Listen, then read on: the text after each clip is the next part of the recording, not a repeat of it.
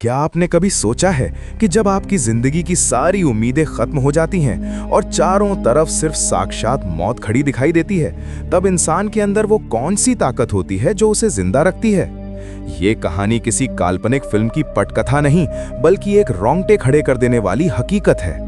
ये दास्तां है आयशा की, एक ऐसी लड़की जो अपने सपनों के पंख लगाकर उड़ने निकली थी, लेकिन कुदरत ने उसके लिए एक ऐसा खौफनाक इम्तिहान तैयार कर रखा था जिसकी उसने सपने में भी कल्पना नहीं की थी। थार रेगिस्तान की जलती रेत पर 91 दिनों तक चले इस संघर्ष में दर्द, हताशा, हिम्मत और आखिर में एक अविश्वसनीय जीत की कहानी छिपी है। तारीख थी 15 मई 2018। दिल्ली की रहने वाली 28 साल की आयशा, जो एक मशहूर ट्रैवल ब्लॉगर और फोटोग्राफर थी, अपनी जीप लेकर राजस्थान के थार रेगिस्तान की ओर निकली थी। उसकी आंखों में रेगिस्तान के उन अनछुए हिस्सों को कैमरे में कैद करने का सपना था जिन्हें दुनिया ने पहले कभी नहीं देखा था। वो बहुत खुश थी, लेकिन जैसलमेर से लगभग 150 किलोमीटर दूर एक बिल्कुल सुनसान रास्ते पर उसकी किस्मत ने करवट ली। अचानक उसकी जीप एक तेज झटके के साथ बंद हो गई। उसने बार बार कोशिश की, इंजन को स्टार्ट करना चाहा, लेकिन सब बेकार। चारों तरफ मीलों तक सिर्फ रेत के विशाल टीले थे और मोबाइल में नेटवर्क का एक खंभा तक नहीं था। शुरू में आयशा को लगा कि कोई ना कोई गाड़ी वहां से गुजरेगी, लेकिन घंटों बीत गए और दूर दूर तक कोई इंसान नहीं दिखा। सूरज अब आग उगलने लगा था और उसके पास पानी की सिर्फ 2 बोतलें बची थीं। यहीं उसने अपनी जिंदगी की सबसे बड़ी और घातक गलती की। उसने गाड़ी में इंतजार करने के बजाय पैदल चलकर मदद ढूंढने का फैसला किया। उसे अंदाजा नहीं था कि वो रेगिस्तान के उस हिस्से में उतर रही थी जहां से वापस लौटना नामुमकिन माना जाता था। पैदल यात्रा के पहले कुछ घंटों ने ही आयशा को रेगिस्तान की क्रूरता का एहसास करा दिया। रेगिस्तान की गर्मी वैसी नहीं होती जैसी हम शहरों में महसूस करते हैं। वहां ऐसा लगता है जैसे आसमान से साक्षात आग बरस रही हो और पैरों के नीचे की जमीन किसी जलते हुए तवे की तरह हो। कुछ ही दूरी चलने के बाद उसका गला सूख कर कांटा हो गया था। प्यास की शिद्दत इतनी थी कि पानी की पहली बोतल चंद घंटों में खत्म हो गई और दूसरी भी आधी रह गई थी। जैसे ही शाम ढली, उसे लगा कि शायद राहत मिलेगी, लेकिन रेगिस्तान का दूसरा चेहरा और भी भयानक था। रात होते ही कड़ाके की ठंड ने उसे कंपाना शुरू कर दिया। दिन में आग और रात में बर्फ, यही रेगिस्तान की कड़वी सच्चाई है। दूसरे दिन की सुबह तक आयशा के होंठ फट चुके थे और आंखों के सामने अंधेरा छाने लगा था। उसे पहली बार महसूस हुआ कि वो कितनी बड़ी मुसीबत में फंस चुकी है। मौत का डर पहली बार उसके दिल में बैठा और वो रेत पर गिर पड़ी। उसके दिमाग में अपने परिवार के चेहरे घूमने लगे। वो रोना चाहती थी, लेकिन उसके शरीर में आंसू बनाने के लिए भी पानी नहीं बचा था। ये मौत से उसकी पहली आमने सामने की मुलाकात थी। तभी कुदरत ने उसे एक छोटा सा इशारा दिया। लगभग बेहोशी की हालत में आयशा को दूर कुछ चट्टानें दिखाई दी। उसने अपनी बची खुची हिम्मत जुटाई और घिसटते घिसटते उस चट्टान की छांव तक पहुंची। वो छांव उस वक्त उसके लिए किसी जन्नत से कम नहीं थी। अगले दिन सुबह जब उसकी आंख खुली तो उसने देखा कि रात की नमी की वजह से कुछ जंगली झाड़ियों के पत्तों पर ओस की बूंदें जमा थीं। उसने अपनी चुनरी को उन पत्तों पर फेरा और उसे निचोड़कर कुछ बूंदें अपने सूखे होठों पर लगाईं। वो पानी की बूंदें नहीं थीं, वो जिंदगी की बूंदें थीं। उसे एक पल ने आयशा को समझा दिया कि अगर उसे जिंदा रहना है तो रोने से काम नहीं चलेगा। उसे लड़ना होगा और रेगिस्तान के क्रूर नियमों को सीखना होगा। उसने अपनी डायरी निकाली और उस पर लिखा, दिन 3, मैं अभी जिंदा हूं। ये सिर्फ एक लाइन नहीं, बल्कि खुद से किया गया एक अटूट वादा था। अब आयशा एक टूरिस्ट नहीं, बल्कि एक सर्वाइवर बन चुकी थी। उसने स्कूल में पढ़ी बातें और इंटरनेट पर देखे सर्वाइवल वीडियो याद करने की कोशिश की। उसे याद आया कि कैमरे के लेंस से सूरज की रोशनी को फोकस करके आग जलाई जा सकती है। घंटों की मशक्कत के बाद सूखी घास में से धुएं की एक पतली लकीर उठी और फिर एक नन्ही सी आग जल गई। उस आग ने उसे सिर्फ गर्मी ही नहीं, बल्कि एक नई उम्मीद भी दी। उसने सीखा कि उसे सिर्फ सुबह और शाम को चलना चाहिए और दिन की तेज धूप में किसी छांव में छिप कर रहना चाहिए। खाने के लिए वहां कुछ नहीं था, तो उसने वो किया जो शायद कोई सामान्य इंसान सोच भी नहीं सकता।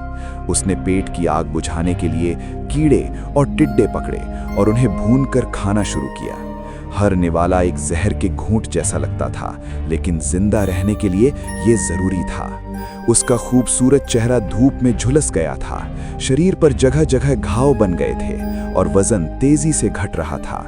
वो अब वो आयशा नहीं रही थी जो दिल्ली की चकाचौंध से आई थी। रेगिस्तान में भूख और प्यास से भी बड़ा दुश्मन होता है अकेलापन। 7-8 दिन बीतते जा रहे थे, हफ्ते बीतते जा रहे थे, लेकिन आयशा ने किसी इंसान की आवाज तक नहीं सुनी थी। चारों तरफ सिर्फ एक भयानक और डरावनी खामोशी थी जो कानों में शोर पैदा करती थी। वो अक्सर खुद से बातें करने लगी थी, कभी अपनी माँ से तो कभी अपने पापा से। वो हवा में ही उनसे लड़ती, उनसे शिकायत करती और फिर फूट फूट कर रो पड़ती। कई बार उसे वहम होता कि कोई उसे आवाज दे रहा है, लेकिन पीछे मुड़ने पर वहां सिर्फ रेत के उड़ते कण होते थे। ये अकेलापन इंसान को अंदर से खोखला कर देता है। 30वें दिन उसने अपनी डायरी में लिखा, मुझे नहीं पता कि मैं पागल हो रही हूँ या जिंदा रहने की कोशिश कर रही हूँ। यहाँ की खामोशी कभी कभी गोलियों से भी ज्यादा शोर करती है। उसका शरीर तो लड़ ही रहा था, पर अब उसका दिमाग भी हार मानने लगा था। उसे लगने लगा था कि शायद दुनिया उसे भूल चुकी है और सबने मान लिया है कि वो मर चुकी है। ये सवाल उसे हर पल दीमक की तरह खा रहा था। संघर्ष के 45वें दिन एक ऐसी घटना हुई जिसने आयशा को पूरी तरह तोड़कर रख दिया। वो अपनी बची खुची ताकत से एक ऊंचे टीले पर चढ़ी तो उसे दूर कुछ चमकता हुआ दिखाई दिया। उसे लगा कि वो किसी गाड़ी का शीशा है या शायद किसी गांव की छत। एक नई उम्मीद उसके अंदर दौड़ गई और वो पागलों की तरह उस दिशा में भागने लगी। वो गिरती, फिर उठती, फिर भागती। घंटों चलने के बाद जब वो उस जगह के करीब पहुंची तो उसका दिल कांच की तरह टूटकर बिखर गया। वहां न कोई गाड़ी थी और न ही कोई गांव। वो सिर्फ एक मृग तृष्णा थी, रेगिस्तान का वो क्रूर धोखा जो प्यासे को और ज्यादा तड़पाता है। उस पल आयशा पूरी तरह टूट गई। उसकी सारी हिम्मत जवाब दे गई और वो रेत पर गिरकर फूट फूट कर रोने लगी। उसने पहली बार भगवान से प्रार्थना की, बस अब और नहीं, मुझे उठा ले, मैं थक गई हूं। ये दिन उसके 91 दिनों के संघर्ष का सबसे बुरा और काला दिन था। बेहोशी की हालत में उसे अपनी माँ का चेहरा दिखाई दिया और उनकी कही एक बात उसके कानों में गूंजने लगी, बेटा, हारना तब होता है जब हम कोशिश करना छोड़ देते हैं। जब उसकी आंख खुली तो सूरज ढल रहा था। उसके अंदर से एक योद्धा ने जन्म लिया। उसने फैसला किया कि वो अब मदद का इंतजार नहीं करेगी, बल्कि खुद अपनी मदद करेगी। उसने डायरी में लिखा, दिन 50, आज मैं फिर से जन्मी हूं। लगभग 70वें दिन मौसम ने अपना सबसे भयानक रूप दिखाया। एक विशाल रेतीला तूफान आया, आसमान पीला पड़ गया और हवा इतनी तेज थी कि आयशा को एक चट्टान से चिपकना पड़ा ताकि वो उड़ न जाए। घंटों तक वो नर्क जैसा तूफान चलता रहा। रेत उसके मुंह, नाक और कान में भर गई थी। लेकिन जब तूफान थमा तो एक चमत्कार हुआ। तूफान ने रेत की ऊपरी परत उड़ा दी थी और चट्टानों के बीच एक छोटा सा गड्ढा बन गया था जिसमें थोड़ा पानी जमा था। वो पानी गंदा था, लेकिन आयशा के लिए वो किसी अमृत से कम नहीं था। 90 दिन बीत चुके थे। आयशा अब एक चलता फिरता कंकाल बन चुकी थी। उसके कपड़े चिथड़े हो गए थे और शरीर पर मांस लगभग खत्म हो चुका था। वो बस अपनी इच्छा शक्ति के दम पर रेंग रही थी। तभी उसे जमीन पर ऊंट के पैरों के ताजा निशान दिखे। 90 दिनों में पहली बार उसने इंसानी सभ्यता का निशान देखा था। आंखों में खुशी के आंसू लिए वो उन निशानों के पीछे चलती रही जब तक कि वो बेहोश होकर गिर नहीं पड़ी। 91वें दिन की सुबह ऊंटों का काफिला लेकर जा रहे कुछ बंजारों ने उसे देखा। उन्होंने उसे तुरंत पानी पिलाया और अस्पताल पहुंचाया। जब आयशा की आंख खुली तो उसने नर्स से पूछा, आज क्या तारीख है? जवाब मिला, 14 अगस्त 2018। 91 दिनों की मौत से जंग जीतकर आयशा वापस लौट आई थी। उसने दुनिया को सिखाया कि एक गिलास साफ पानी और परिवार की आवाज ही असल में दुनिया की सबसे कीमती चीजें हैं। वो रेगिस्तान में तस्वीरें लेने गई थी, लेकिन रेगिस्तान ने उसे जिंदगी की सबसे बड़ी और सच्ची तस्वीर दिखा दी।